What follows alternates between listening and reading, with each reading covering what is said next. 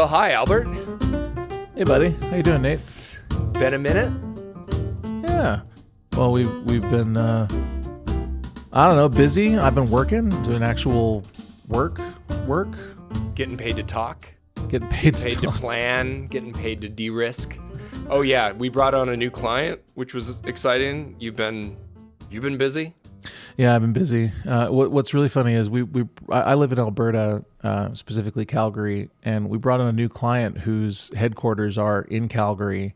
So naturally, the first thing they asked of me was to fly to Toronto to attend a workshop right across the street from our headquarters.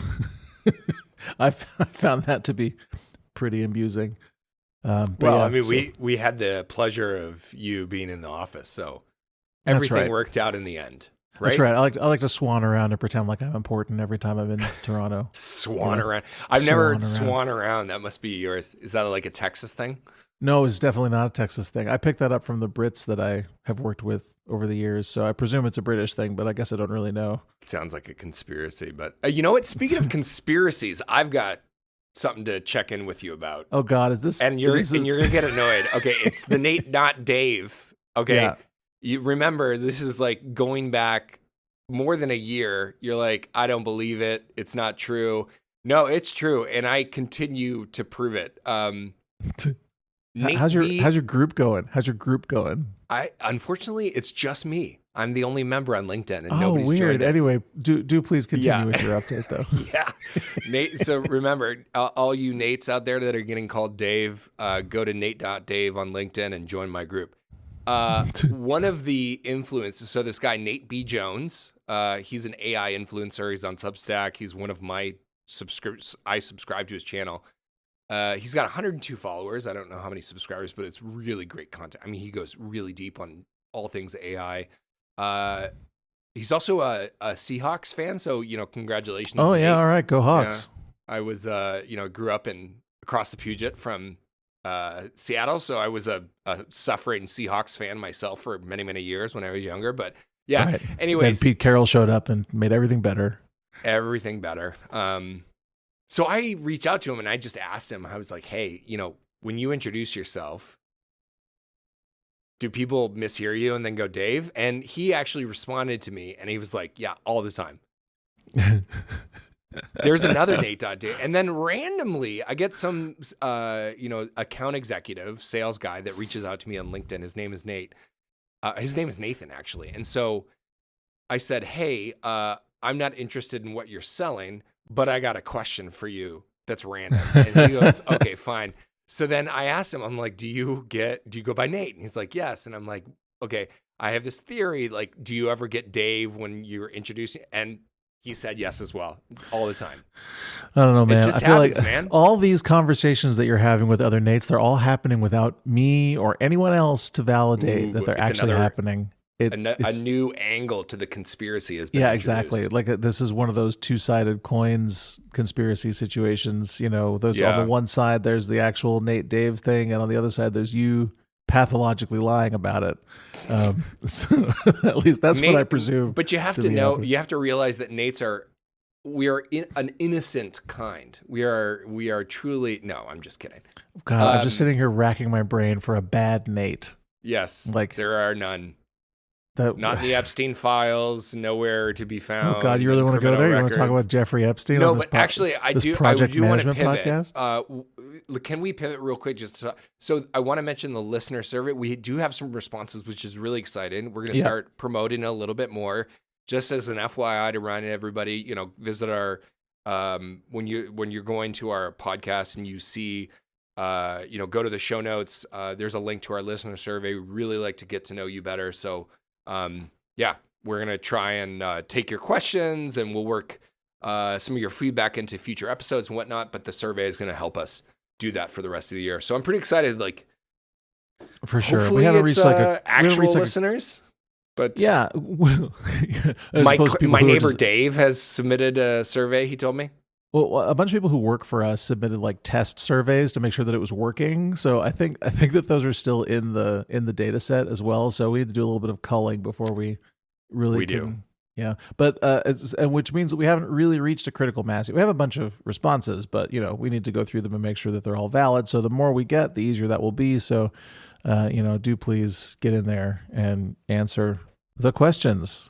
Give us questions. We're kind of a big deal, right? Well, yeah, totally a huge deal. Yeah, I mean, we're low key the biggest celebrities that you've never heard of. Yeah, so. No kidding. Well, so the news of the day, like in terms of building, which was pretty interesting.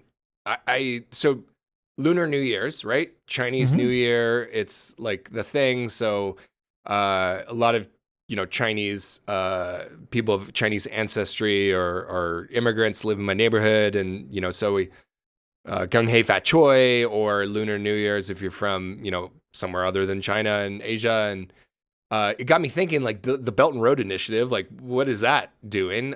In fact, like 2025 was a banner year for the Belt and Road Initiative.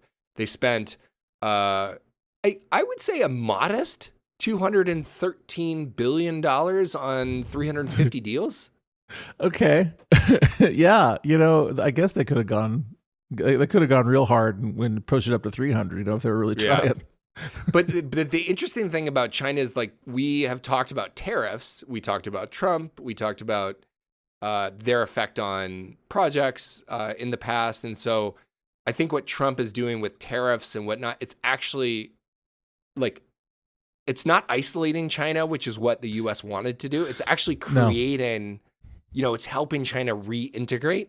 Like even Canada is turning towards China. China's trying to build welcome our new Chinese overlords. Yeah. Yeah. That does seem to be what's happening. And it's particularly true if you're in the Eastern Hemisphere, but like China is building what in the mid 20th century would have been called like a co-prosperity sphere, Exactly. Like these giant trade networks and calling them trade networks implies a bilateral nature to the trade that doesn't really exist in this case. Like it's very one-sided. China is the economic powerhouse of the region, and they know it.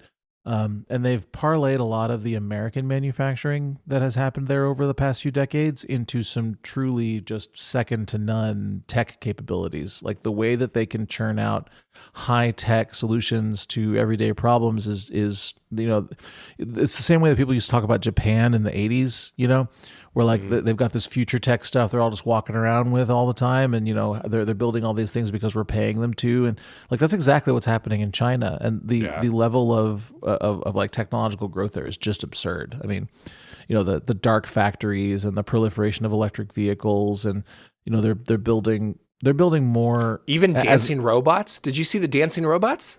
I've seen dancing robots. Humanoids. Before seeing dancing robots was cool. Okay, right. Like I think Wall Street Journal talked about that like yesterday, and it was basically like there is not a market for dancing humanoids. And I'm like, why do you feel the need to say whom? this? According to whom? But also, like, Beck had dancing Asimo robots in the video for Hell Yes like 20 years ago. So. Let's not forget about the Hell Yes 20 years video. ago. You mentioned Japan. Do you remember when you got your first Walkman? Yeah, I do. Yeah, I do.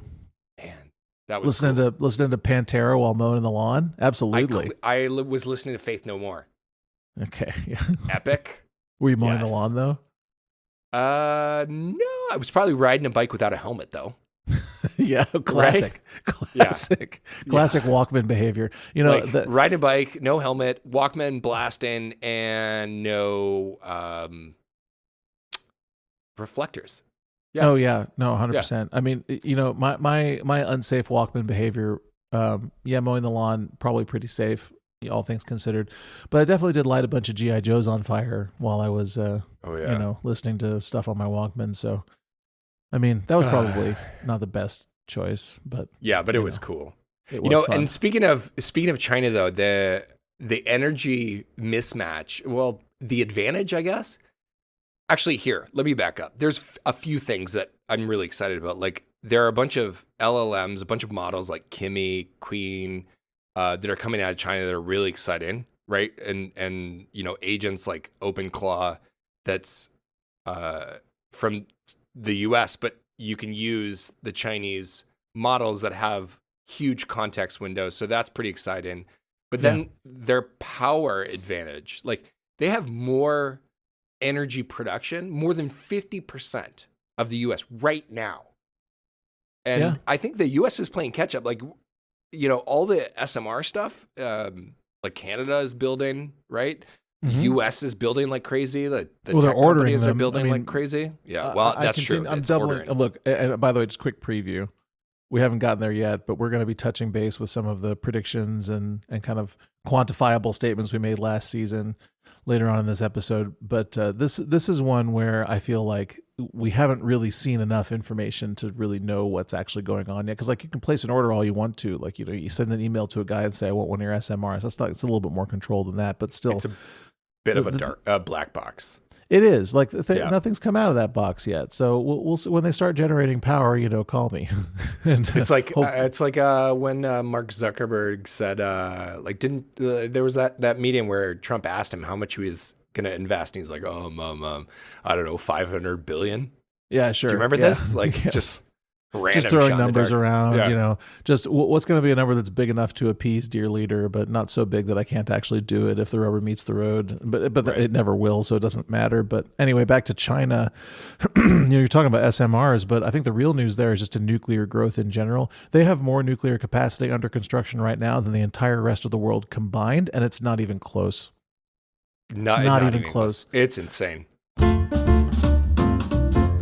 We're going to start kind of going back to one of the first episodes that we recorded, which was at what do we call it? The Disneyland for adults. Yeah, I think Mining you called Disneyland. It Mine Expo. It was so cool. It was so cool. And the scale of technology, the advancements, the autonomous, the electrification, which electrification is what we're going to talk about. But let me read the prediction to you, Albert, and then I think we can sort of dive into it. How's that sound? Sounds good to me. Electrification is clearly an opportunity for mine sites to conserve on diesel fuel and clean up their mine sites. Well, let's talk about mine sites cleaning up their mine sites. So it looks like this is happening, right? Like we're getting rapid acceleration in the electrification of mine sites. So the market for electrification equipment is expected to triple in the next few years. So that's pretty cool. Battery electric. So I have one of our new clients actually is in the strip mining business, and they have a bunch of autonomous haul trucks, which we'll get to later, but none of them are electric. Right. So I'm curious to know if that's diesel. On there. They are diesel. Yeah. Okay. They are. Okay. But a lot of the new automated ones are either hybrid or full electric, and there's a lot of investment being announced there. Like there's some mines in Quebec recently announced $40 million worth of investment in battery electric haul trucks. So each battery electric vehicle apparently reduces CO2 emissions by 600 tons per year, and it also increases productivity. Presumably that's because a lot of the electrics that we saw at Mine Expo had a continuous feed as opposed to a battery. So I mean, they have in addition to a battery, right? Like they've got a rail or something that they're traveling along. And it's instant torque, right? Like you don't lose anything with an electric motor. Like if you've ever met a haul truck, they don't really have a torque problem, but yes, like they. But they could always use a little bit more, is what I'm saying. Oh, sure. Like who couldn't, right? Like when we start drag racing these things, that's going to get really exciting. But the main thing I think about this is the efficiency increase, because if you do have them on a rail, right, and they can maybe slowly travel between rails and into storage and things like that, like they don't have to spend as much time in downtime. It's pretty much just maintenance, and maintenance for electric vehicles is way, way simpler than it is for internal combustion engine driven vehicles. So, as the fleets get electrified, they're also going to become more operationally efficient, which is cool. So that's all happening. If you're regarding our strip mining client, so if you're kind of working on the schedule, like put it into sort of the project management, risk management, like what kind of risks would we be avoiding, diesel versus electric? Like, how would you think about that?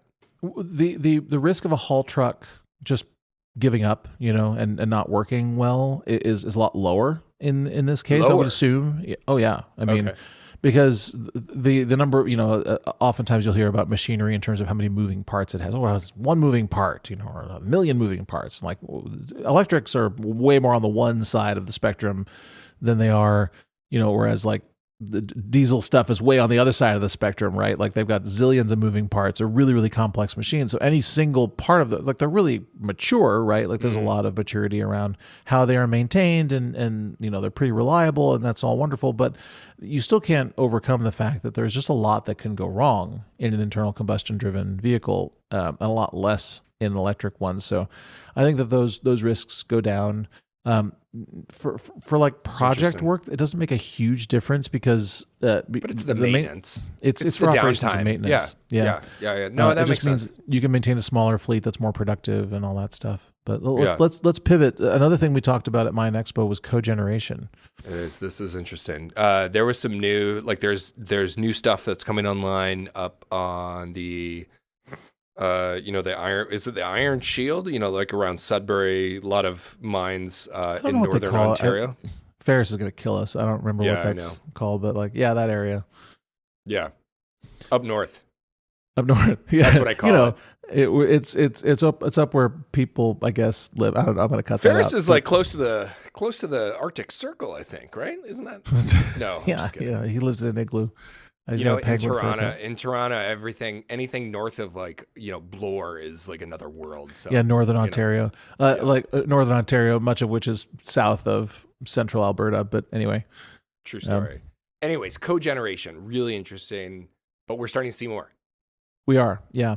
It looks like not only are we seeing a lot of cogeneration, but one of the things that I said during the Mine Expo episode was that our mining clients are going to start becoming power generation and distribution clients, and that's absolutely happening.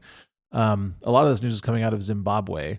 We got mine companies entering the infrastructure market in a mass there, like building, hundreds of megawatts of solar and geothermal, specifically to power their mines, but they're able to, contribute to grid power and stability and all that good stuff. So maybe related to Belt and Road Initiative. Yeah, it's absolutely. A very good chance.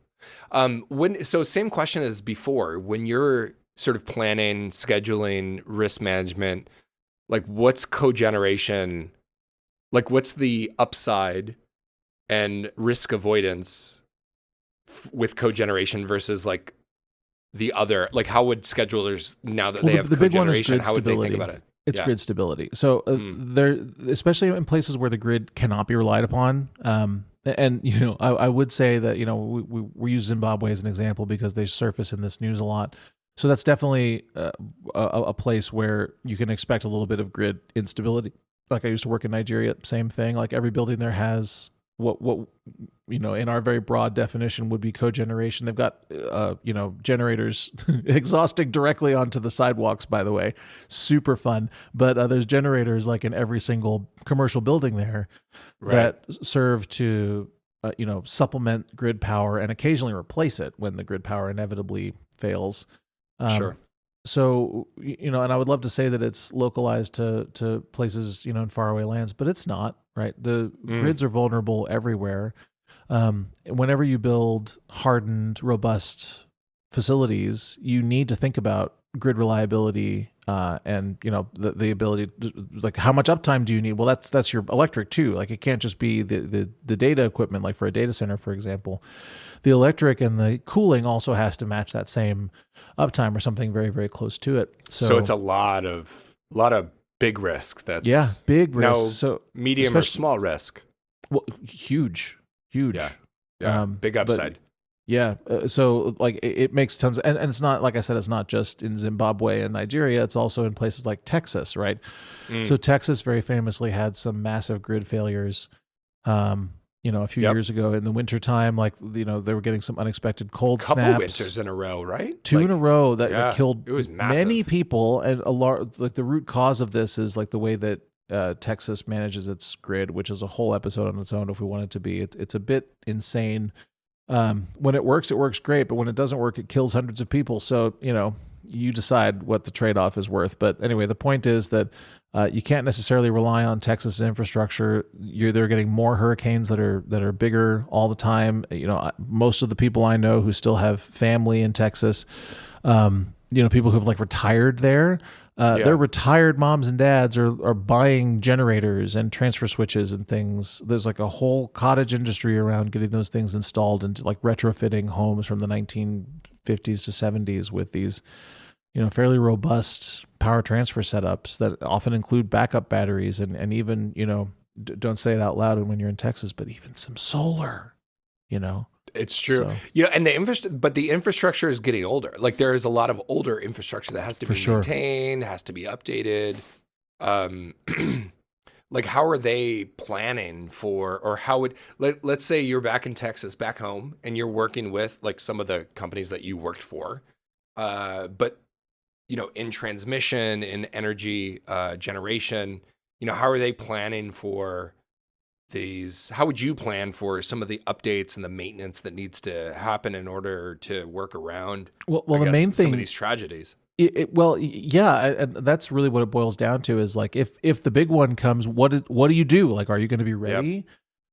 And the answer for most places that exist today is no, not really. No, we're not ready. So what do we need to do is a really good question, and mostly it's about scenario planning and doing some scenario-based risk analysis, like using bow tie studies, for example, to figure out like hurricane, right? Big fat hurricane hits your refinery. A lot of refineries are right on the coast because there's like marine terminals there for shipping things out. So, the storm surge that happens during a hurricane can be pretty gnarly, and that's actually the thing that causes the most damage on like a seaside refinery, because you just get the seawater comes in, it just floods everything, right?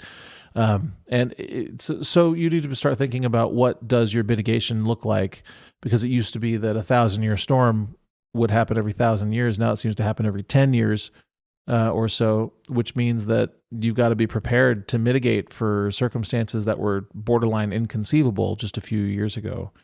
Yeah. We talked about climate risk on another episode from last year, which was, I find it really interesting to explore, but we did.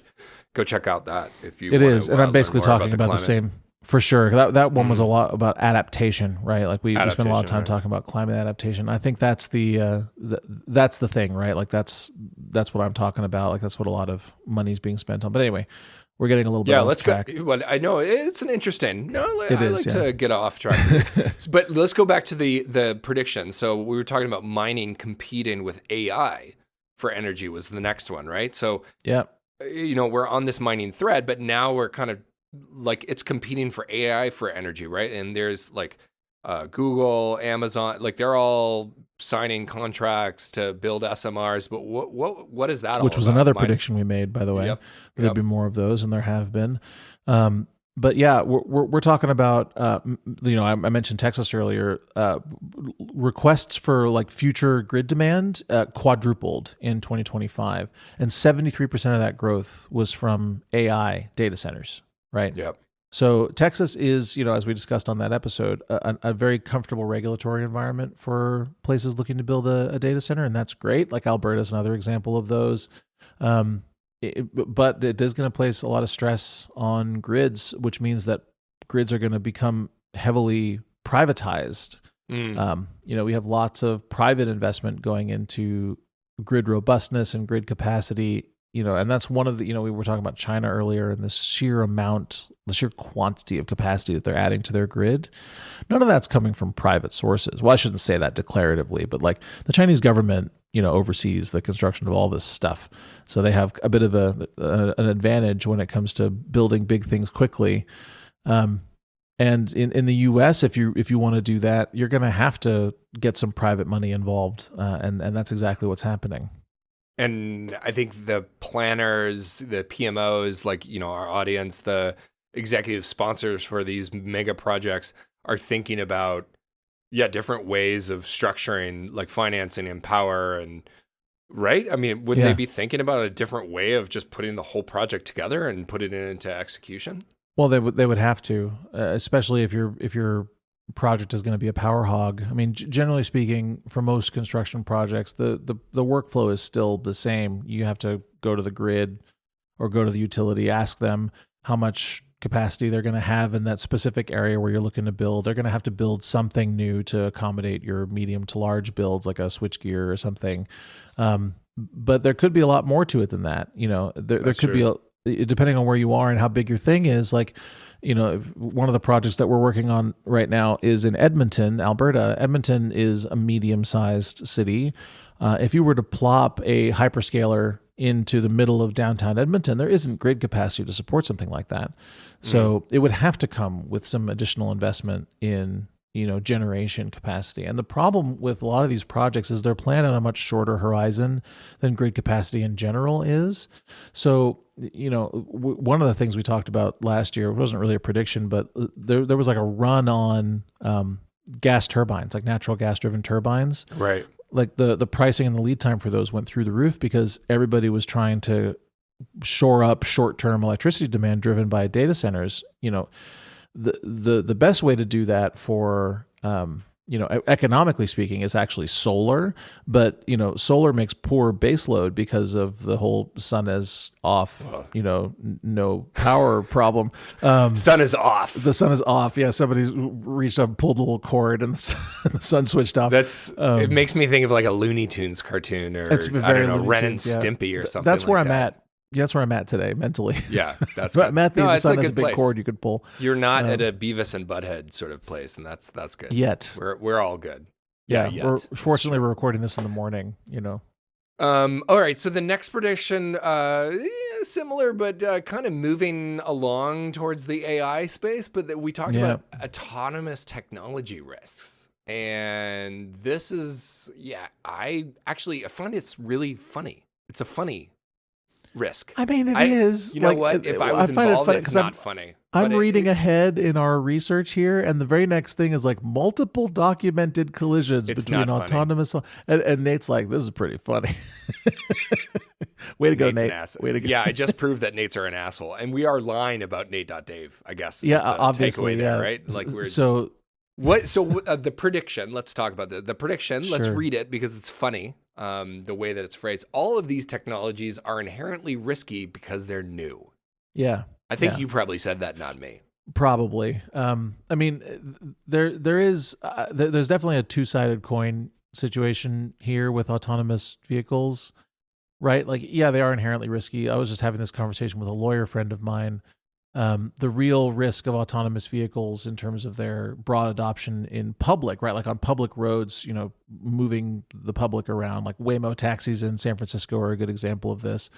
The real risk there isn't that they're going to be less safe than human drivers. They're not. They're much more safe than human drivers. Actually, the real risk, they are. Totally, they are. Yep. And by the way, the multiple documented collisions we have here, I haven't read deeply into this research, but I'd be willing to bet basically anything that those were caused by the human drivers. Okay, I would be willing to bet basically. I'm not going to take that bet. No, I wouldn't if I. But I'll bet you $1. Maybe you know what? Maybe we'll do an episode where we just bet each other money on stuff. Yeah, that would be funny. Right. Quarter bets. The episode. Quarter bets. Just exchanging quarters.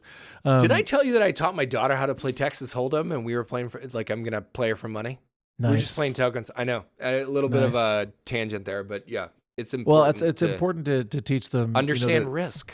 Yeah, to bet. Well, I was going to say one of the alternative career paths that is very attainable these days is to go play poker for money. But anyway, back to autonomous haul trucks. That same strip mining client I was talking about, I mentioned on the episode where I first dropped their name. It's Imperial, by the way. No big secrets there. So like Imperial Oil is here in Calgary, and shout out to Imperial. Yep. Yeah, what's up, guys? How you doing? Imperial ExxonMobil. Yep. Yeah. Not exactly one and the same, but kind of one and the same. Yeah.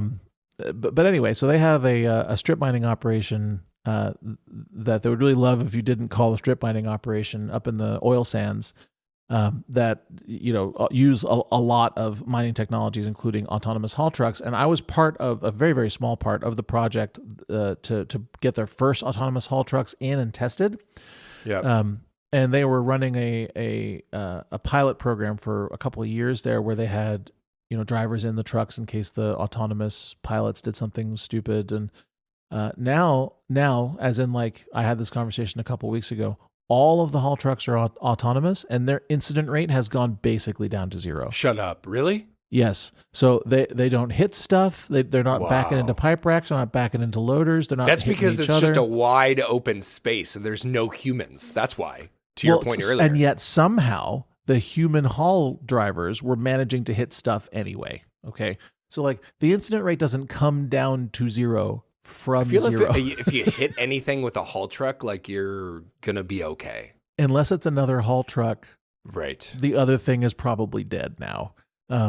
But the point is that, yeah, it is a pretty bad scene when a haul truck rams into something. So the fact that their incident rate is down basically to zero implies that the autonomous part of this equation is not where the issue is. And that kind of brings you back to what I was saying earlier. It's largely a legal concern, right? Mm-hmm. So one wonders who is responsible when an autonomous vehicle is involved in a wreck. Like what if two autonomous vehicles have a wreck with each other? They were both making the best decision available. They can have their time. AI lawyers sue, and exactly. their AI judge. ChatGPT will write the briefs. Yeah. The judge will review. Yeah, I mean, it does raise some interesting questions, and there are damages, right? Like that's right. There can be injuries and property AI damage. Judge Judy. And it's good to be. Sure, like there's an autonomous Toyota Prius in one side of the courtroom and a person in a neck collar on the other side. But the reason why Imperial was able to achieve zero or near zero incident rate with their autonomous haul vehicles is because they're operating more or less in a vacuum, right? Yeah. Like they're fully separated from the public roads. They're fully separated from, at this point now, human haul truck drivers. Even like human systems operators are largely out of the equation. Like the things that are being, operated kind of in parallel with the haul trucks are largely remote operated now. Yeah. So there's a lot less risk just inherent in that system than there was even 10 years ago. So that's, I think, the upside. The downside is that there will be collisions and things, and you kind of have to start building a framework for how to deal with that stuff like right now, and we don't have one. You mentioned something to me earlier that I thought was interesting, that the Waymo meltdown in San Francisco. San Francisco, yep, last December. And that was because of a power outage, I believe, right? Yep. So and it blocked, it blocked trams and whatnot, like the trams in San Francisco, and it was messy. There were Waymo taxis piled up at intersections and stuff, just like waiting for instructions of what they should be doing. And I don't know the specifics of that situation, but like it definitely made the news, right? Let's move on, Albert. Let's because we got some other like pretty interesting stuff to go over. Next, and just to kind of continue on the AI thread, right? Yeah, it's fertile ground. Just look here. There's so much. We talked about AI adoption and AI, sort of the AI reality. Like we are seeing a lot more adoption. Yep. But it's, you could argue, is it better? Is it worse? Like, it depends on who you like. Do you like ads in ChatGPT or not? Yeah, let's read it so that we see what you sounded like on. The prediction I made was that 2026 would be the year when we actually started using AI, and that it would get, quote, more expensive and worse. This following the trend of new technologies, especially new like high technology computer stuff that comes out. It always seems to start as this unbelievable unlock, this massive value add, and then the price tag shows up 2 years later and it's way higher than you'd expect, and suddenly the service is worse. So that's what I was predicting. I still think that's going to happen, and we have seen there's a lot of uptake. Like people are using it more. Like the fact that 2026 is the year when everybody starts using AI, definitely 100%. You could argue we overshot that. Like ChatGPT is introducing ads, right? Like the people, AI is, they're looking for ways to pay for themselves. Essentially, Claude is killing it on the enterprise front. Yep, they went right? B2B, and that's going to be their big differentiator. I think. I was reading an article about the So the developer that created OpenClaw or whatever, Moltbot or whatever it's called now, he ended up going to work for OpenAI, but Anthropic actually sent him a cease and desist, which I thought was a really good move, because if you're in the enterprise space, you want to be trusted and you want to be consistent, and so that was a good move. Yeah. The knives are coming out in the AI market for sure. Especially when you got Jensen Huang and Sam Altman from NVIDIA and OpenAI respectively now sparring with each other, out in public, talking about this investment promise that they made, this circular investment, which was total nonsense in the first instance. But even so, now that it's starting to fall apart in public, everybody's pointing fingers, and these two are pointing them squarely at each other. So I think that this is going to be, I listen to Pivot, I know you do too. Scott Galloway compares OpenAI to Netscape, right? Like the first really excellent browser, also the one that no one uses anymore.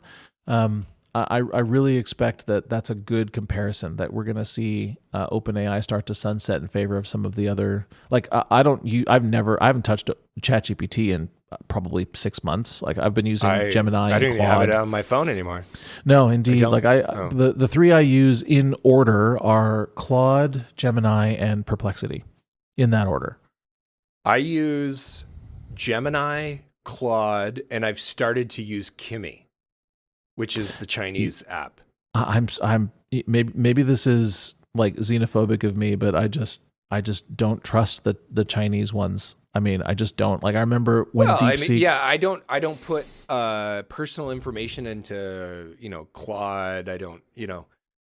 I think Kimi is less trusted, but their capability, their context window is massive, and they are a tenth of the price. And for deep research, they are. Kimi is killing it. They really are. I'm gonna have to look into this. They actually launched so not only does Kimi do Claude code type, work, on your command line interface, they also they took OpenClaw and they wrapped it. So it's now like sandboxed in the Kimi app. So you don't have to set up your sandbox. Remember all of the security concerns with OpenClaw, and it was just an agent that was running wild. It would take over your whole computer, right, and sending emails in your back. Well, Kimi actually sandboxed itself in their app, and that's sensible. It's cool. Like it's for research. It's cool.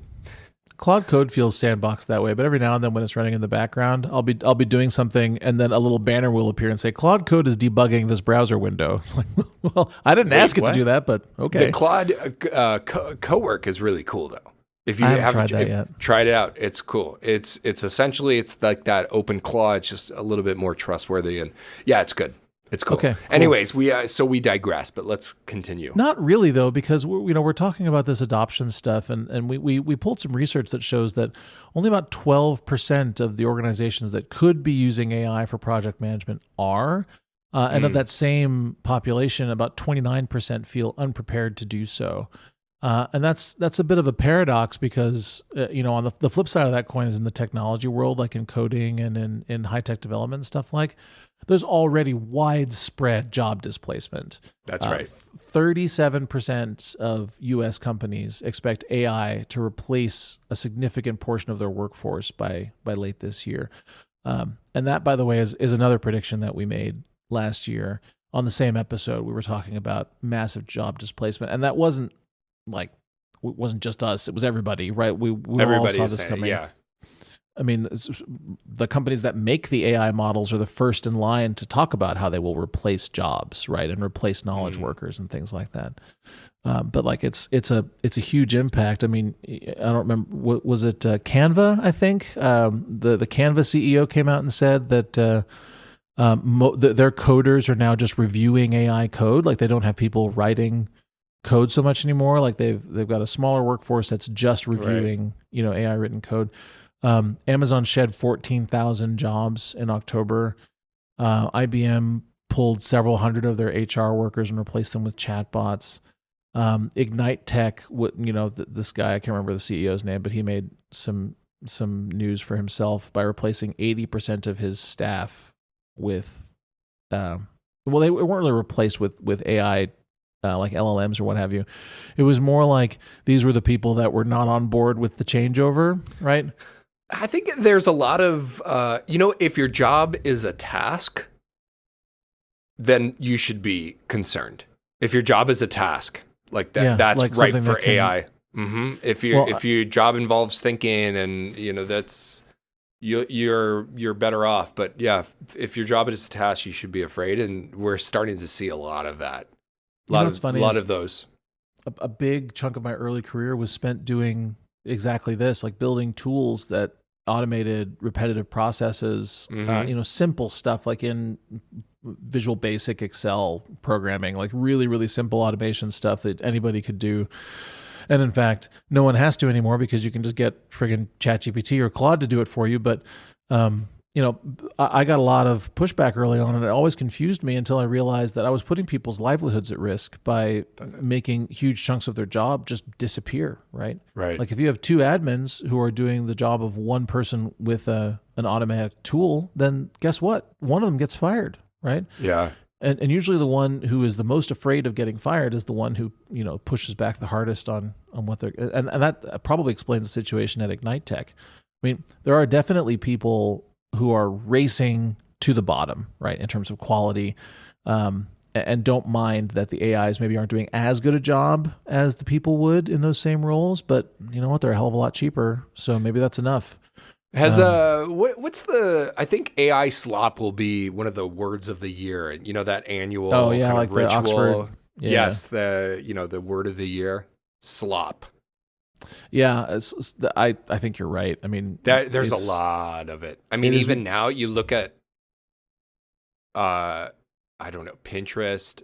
You look at, it's all AI Instagram. Stuff. You look at, even on TikTok, like it's all AI. Even on YouTube, right? It's wild. This is actually a nice clean segue to the next prediction / topic. We kind of touched on this earlier when we were talking Which about one mining. is that, Albert? Well, I'll tell you, Nate. So we talked about AI needing to build or reactivate nuclear power stations in order to keep up with energy demand. And like I said, we touched on this a little bit when we were talking about mining, but it's a particularly acute problem in AI because as these AI models grow in capability, they also grow in infrastructure demand. They need a lot of water, a ton of water. They need a lot of power. It's wild how much resources how many resources they already consume. And it's all just playing catch up right now, isn't it? Yeah, that's right. Yeah. So you have there were several deals that were signed last year between big tech and nuclear, in order to kind of grease the wheels a little bit to smooth that transition. There's more now, right? Like there's already been more announced. There's some in January. One signed by Meta, that's the big one, 6 gigawatts of a dedicated power being diverted from existing plants and future SMRs. And these are all, there's a mix of old and new nuclear technologies in there. Google signed, I think it was just an MOA for offtake from fusion companies. So those fusion power doesn't really exist yet, but all these companies are looking towards the 2030s for when it will. And beyond, 100%. Yeah. Yep. So, and this is sorry, go ahead. It's going to be a race to catch up. At this point, I got to imagine that the project managers at some of these tech companies that are trying to figure out, the roadmap for, new products and services. Now it's just when am I going to get the power? Yeah. To run this, right? That's the biggest dependency. It is. And we quoted some stats around the growth of data center power demand being something like 20 to 30% compounding annually. And it's turned out like the 25 to 26 growth was a little lower than that. It was around 14%. And that's the new projection out through 2030, which is, a good thing. But that's still 100 gigawatts of new capacity. That's $3 trillion in investment required by 2030. $3 trillion. Now that's a lot lower number than it used to be, right? But because that's like the market cap of name a tech company, which is insane that there's multiple that are over $1 trillion, but there are, I feel it's like only yesterday that who broke the trillion? Was it Microsoft first? I don't think it was. This is I think it was ago. NVIDIA. I think it was NVIDIA that broke maybe. $1 trillion first. We can get pretty easily fact checked on that one, but the point is that there's now multiple that are over $1 trillion. Well, there is a listener survey. If you want to fact check us, you can go to our show notes. That's right. And you can fill out that listener survey. Please go tell us how wrong we. Please abuse us. Tell us that we did a bad job over at Nate, not Dave. But you're right. 14%, 100 gigawatts of new capacity, $3 trillion. How are we, like, what's going through the mind of an executive at a power company? Are they excited by this? Is this I have to imagine. Well, on the one hand, they're certainly going, they're making a lot of phone calls. They're showing up at a lot of private islands to talk about how amazing their upcoming power technology is going to be. Not those private islands. Yeah, different private islands. The kind where you play golf and do business, not the kind where anything else might happen. But the idea here is that you're going to have to. A lot of these deals are being made. They're not being made, through an RFP process. They're being made because people know each other, right? Yeah. So there's a lot of glad handing going on right now, I would bet. The other thing that's, on the one hand, it's dollar signs, right? Like it's big money to get involved with one of these, trade deals theoretically, right? Because all this capacity has yet to be built, which brings me to the second thing. Like that's a lot of projects, right? A lot of projects that suddenly just need to appear out of thin air, and get built in the next 5 to 6 years. Like that's a lot. We don't do great at capacity enhancements on the North American continent. Like we're not amazing at it. One of the things that we mentioned in our nuclear episode, one of several nuclear episodes last year, was that capacity enhancements and life cycle extensions were a more viable path to a long-term nuclear future than new builds were, at least as of that moment. And that there continued to be tens of billions of dollars invested in Canada alone, in renewing old nuclear power stations to make them good for the next 30 to 50 years. So the executives are happy, right? Because they're glad handing, they're shaking hands, they're going golfing. But it's the, wake up in the middle of the night with a cold sweat stress that's happening at the program. At the project executive level. Yeah. Right. Because those people are the ones who actually have to deliver on those promises, right? Like CEO gets to play golf, have a nice meal, and, sign a deal that has a $400 million, bottom line. And that's all wonderful. But the program managers and project executives that are responsible for delivering that now have, a massive peak of effort to climb, Right. Like it's going to be, it's already hard enough, right? Like I've worked on enough of these refurbs on enough new builds to know that it's pretty hard under normal circumstances when you aren't up against the clock. And we are very much against the clock right now. This is an interesting one, but I'm going to read this prediction because I bet this was what I said. We're going to have to, as a species, run an enormous amount of new fiber optic cable in the next 10 years to keep up with all this demand for bandwidth. Actually, that was a you. That was not me, because I would not have called the human race species. Yeah, there are two as a species quotes in this document. Yeah. It's true. But this is an interesting one. So fiber optics, right? Like who, of course, like you're going to need to move data faster. And just last week, I think I read an article about Corning stock is just through the roof because they're racing to meet demand for a new fiber optic cable. So I heard another story along these lines that I thought you might find interesting. Pray tell. Well, so Toto, right? Toto. Toilet seat company. Toto. Yeah, of course. I did a reno and I put Totos in my house. Yeah. Oh, of course you did, because they're the best, right? Like I've got a Toto washlet sitting, not 10 feet from me, right there. I'm pointing out the fancy Japanese toilet seat.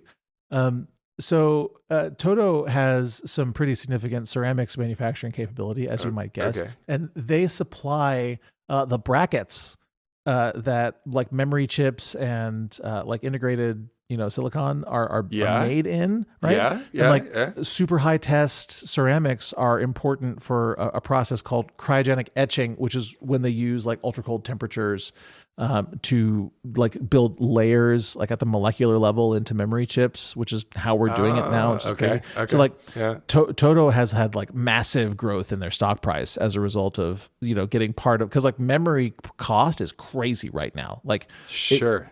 Like a buddy of mine surfaced a screenshot to me showing that like buying 64 gigabytes of RAM is more expensive right now than buying an AR-15, right? So that does not seem like it's well calibrated, frankly, but like that means that there's a lot of market cap in making memory right now. I want, lots of gigabytes of RAM, but I don't. Yeah, that's a really interesting. But do you want it more than an assault rifle? You and I, having born and raised Americans, and we've talked about this before, Americans have this thing where we will measure anything other than like an appropriate measure, right? It's like, oh, it's 3 football fields, or like, oh, it's just as expensive or more expensive than an AR-15. Like we will, right? We always will measure it. But I still think it's like 65 tankers long. I don't know, or something. Yeah. How many tractor trailer trucks? 4.35 Eiffel Towers tall. Yeah. Well, so this is interesting because we're talking about fiber optics and ceramics that are holding like the point I was trying to make is that like this issue of like needing more ceramic capacity to do more computer stuff, like it's causing toilet manufacturers to have a banner year. That's where I'm going with this. Like that's kind of nuts. Okay. So anyway, yeah. Let's move on. So one of my favorite episodes from last year, and some of the predictions. Like you went to the AACE in San Diego, right? Yep. And you recorded interviews on the floor. Going again this year. Going to do the same thing. Yeah, but not in San Diego. No, and you're actually going to be presenting at AACEs. Fingers crossed, mate. Fingers crossed. Because we just submitted. So me and my co-authors, whom I will name drop. So it's myself, Roger Bradfield, also from Docanish, and Rachel Fleming from MBP Consulting. We co-authored a paper on program risk management, which mark your calendars. It'll be presented at the Vegas show this year, unless it isn't, right? It still has to clear peer review and go through an editing round and stuff like that. We submitted it about 3 weeks ago.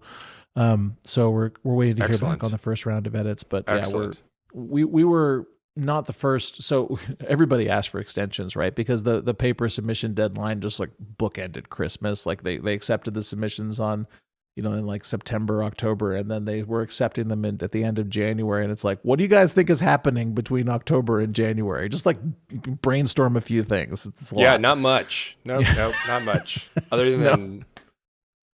Other than Halloween, Thanksgiving, Christmas, and that's just to name drop the Judeo-Christian ones I'm familiar with. Yeah. There's plenty of other stuff going on. But anyway, the point is, it was a busy time and lots of people didn't submit on time. So I'm not expecting to get comments back for another week or two at minimum. Fair. But the comments that you got when you well, hold on. Let's go back to the actual conversations you had on the floor, because those were really interesting. So one, we did an episode where we talked about those, and then we did another episode. You just went through and played the recordings, which was really cool. So you can go check those out on our podcast. And we will do that again. But like the main standout concept there, we talked about California high-speed rail locks. We're in California, so why not? High-speed rail, one of the things I mentioned on that episode is that any rail project of that magnitude is going to be a mega project. Like it just is. Like there's too much money required to do large infrastructure development for it not to be a mega project. And 9 of 10 mega projects go over on cost. So we talked a lot about that at the show, and people had some interesting takes on the high-speed rail project specifically. But it must be said that a pretty big chunk of the segment that was approved, like the little tiny 120-mile segment in rural-esque California, a big chunk of it's already been built. That's right. Built, yeah. There's no track there yet, but like they've built a bunch of it. There's, right here in Calgary, the Green Line, which has been a perennial failure, like something that just keeps not happening. Like that's starting to get built too. So maybe we need to put our flag down and say that 2026 is the year of trains. Well, here in Toronto, the Eglinton Crosstown is a tram, and it opened finally, $1 billion over budget. Yeah. That one was a feature of a previous episode from this year, I think. It was, but it's great, and it's nice to have more transit. I mean, if you're going to be a world-class city, you need to have the transit. But when you were at AACE, you were talking about the high-speed rail, and what did people say? What did people have to tell? Well, I would say it was a pretty solid majority that were not optimistic about it being built. I mean, go figure. Yeah, I mean, taking history as a guide, obviously things have not gone great for that project. But if you just like cast a wider net, like rail in North America is just fraught with issues, like absolutely fraught. Like when the car took over, the American consciousness in the 1940s and 50s, like investment in commuter rail just like stopped, right? Yeah. I mean, except in some of the places that already had it, right? Like, New York has a famously both good and bad train network, right? Which is getting a lot better as I understand it. But the reason why New York City has such an extensive commuter rail network is because it has had one for over 100 years. Yeah. Right? Like the first commuter rail in New York was a pneumatic rail system from like the 19th century, So, and some of those tunnels I think are still used for the subways. I might be wrong about that, but the point is that if you didn't get there early, you don't get there at all. So having, this massive investment in building new rail is like, it's promising, but once again, the people doing it best are the Chinese, and it's not like we're inviting a bunch of Chinese contractors to come here and build our rail for us. Like I wish, we're not. Wish we did, but we're not. Yeah. I'm not even sure if they were invited. Yeah, I think as of August 2025, 59% of that segment that you referred to is complete now. Yeah. Right. So it's progressing, which is good for that rural area of California that's connected now. Yeah, I mean, we're only dealing with 35% cost overruns on that section. So I guess compared to some of the other ones we've got, like the channel tunnels at 80%, if you include financing, it's at 140%. The Big Dig was 220% over. The Opera House, we talked about that on our last episode. Yeah. But like all these like major infrastructure projects that Opera House isn't really infrastructure, but the point is that they all tend to run massively over. So 35% on this segment is pretty good. But I do wonder where that is measuring from. It's certainly not measuring from the initial high-speed rail estimates from 10 plus years ago. Yeah. I mean, like those numbers have. The planning eclipsed the full construction cost of those numbers years ago. So there's no chance we're talking about 35% versus that. Must be against a recent baseline. What's your one piece of advice for that project executive as they look to some of the new technologies in 2026 and how it might enhance some of their project delivery? Well, I'm going to touch base to the one that I always fall back on, which is AI. I mean, we dropped a stat earlier that less than 30% of companies feel confident that they have a path forward for AI. Meanwhile, there's tens of thousands of jobs being shed each year, and that trend will likely continue as AI uptake increases. So that's an odd convergence of we're already letting tens of thousands of people go, and we don't know what to do with their replacement tools, right? Like it's time to figure that out. Right. Yeah. We talked about AI-enabled tooling and some of because AI tends to be a conversation about large language models, and that's not the only AI technology that's maturing fast right now. Like machine learning more generally, from a pattern recognition and data analysis perspective, like those tools are getting democratized too. Mm-hmm. But LLMs are sucking all the air out of the room. So. That conversation hasn't really matured yet, and it's time for it to. Like, I think it's time to start thinking about pattern recognition, machine learning as your next big unlock for taking your historical data and turning it into a planning tool. Like right now, a lot of companies, including some of our clients, have whole departments of estimators and project managers who are just wrangling historical data. Well, as soon as that data gets wrangled, it's going to get fed to an AI as a training model. And we're going to start seeing AI planned projects, I think, this year, where AIs have crawled historical data and pulled together like schedule estimates and budgets, sure at a high level, but enough for a screening that'll probably be a heck of a lot more accurate. And oddly, we talked about strategic misrepresentation and the cognitive bias against the big number on a recent episode. I think that if executives are seeing the number come out of a computer system, that is theoretically, well, not theoretically, it isn't a person, right? Like you can't hate it. It's just numbers. And I think executives are going to be more likely to trust that than they will be to trust the many, many schedulers and estimators who've been telling them for years that their numbers are too small, right? You might actually see executives start to take that seriously as soon as an AI says it instead of, say, me, for example. So interesting. Thanks, Albert. Yeah, thank you, buddy. This was a fun one. I enjoy reading my own predictions. I think, the transcriptions will get some funnier. Because I think most of them were yours, not mine. Mine, again, would have been all over the map. But yeah, thanks, man. We should start keeping track of your predictions, though. Yeah, the next one will be even more fun.